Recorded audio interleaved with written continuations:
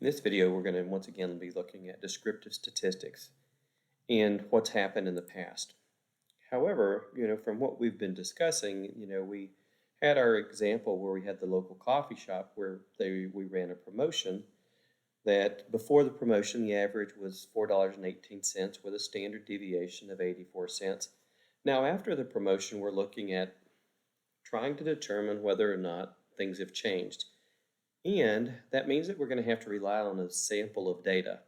We're going to have to go back out and say, okay, let's say that we take another sample of 50 customers. And this 50 customers, the new average is $4.52 with a standard deviation of 71 cents. So we've gone from $4.18 up to $4.52. However, as we've talked about in the last couple of videos, is this really due to this new average, $4.52? Is it really due to something changing, or does it just go back to the variability of our data? So once again, we want to identify how confident we are that the true new value of sales is $4.52. Again, knowing what we do about variability. Here's the concept. It's called a confidence interval. Okay. Let's consider back to our normal distribution that we have 95% confidence, which means we're going to have 2.5% possibility down here in this area, 2.5% possibility down here. Again, 95 plus this 2.5 plus this 2.5 gets us back to our 100%. What we're looking for is a z-value. What's the z-value associated with that 2.5% in this tail? Well, if I go look at my back in the table D1 in your textbook, you'll find that the z-value for 2.5% is minus 1.96, which means that if you go all the way up and look at the 97.5%, that's 1.96. Let's talk about how we would use that, okay? Let's look at the equation where we use our average plus or minus the z-value, take the standard deviation of our new sample, divide it by the sample size. Okay, we said that the new value was $4.52. The standard deviation from our new sample was 71 cents. We went ahead and had 50 in that sample. That's $4.52 plus or minus 20 cents. What that tells us now is that $4.52 is the average, but it's more than just the average, okay? We have the average, and we know that we have 95% confidence that the true value of what we are now selling to our customers falls somewhere between $4.32 and $4.72. Again, we have a 95% confidence that the true average after the promotion is somewhere between $4.32 and $4.72. The reason that that now matters to us is that we have in our old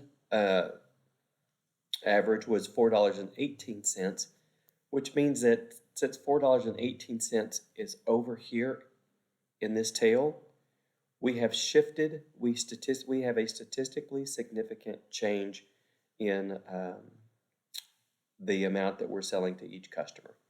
Okay, I want to go ahead and make sure that you see that there's also a possibility that 95% confidence interval is the most common. However, there are times that we can use a 90% confidence interval. Using a 90% confidence interval means that we're going to have 5% in each tail. 90% confidence interval, whenever we go look this up in the normal distribution table, the values for that is 1.64 for those. Another concept that's going on here is that there are times whenever we may not have a very big sample. What we were using before with our normal distribution assumed that we were going to use the central limit theorem, which means that usually we have a sample of greater than 30.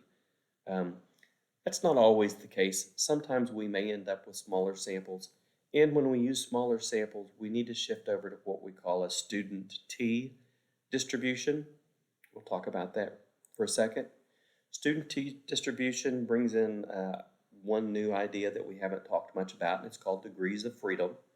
Degrees of freedom is how many variables we have to solve a problem. In this case, for student T, degrees of freedom will always equal sample size minus 1. We'll also include the new idea of an alpha. Alpha is the area in the tails. Okay, so this tail is alpha divided by 2 because it's half the tail, and this side over here is alpha divided by 2, again, because it's that other side. You'll find the information for this in table D.2 in the textbook. And then what we're going to do, let me go ahead and give you an example. If I give you an example that we're going to do a 90% confidence interval with a sample of 10. Degrees of freedom is n minus 1, so our degrees of freedom is 10 minus 1. Degrees of freedom is 9. You're going to need that whenever you go back into table D.2 to look up the value. Alpha is the area in the tails. The area in the tails, since we're looking at a 90% confidence interval, 100 minus 90 equals 10. Okay, so we have 10 in the tails, and when you go back and you look at table D.2 for the T value associated with degree of freedom of 9, area in the tail of 10%, you will find that the T value is 1.833.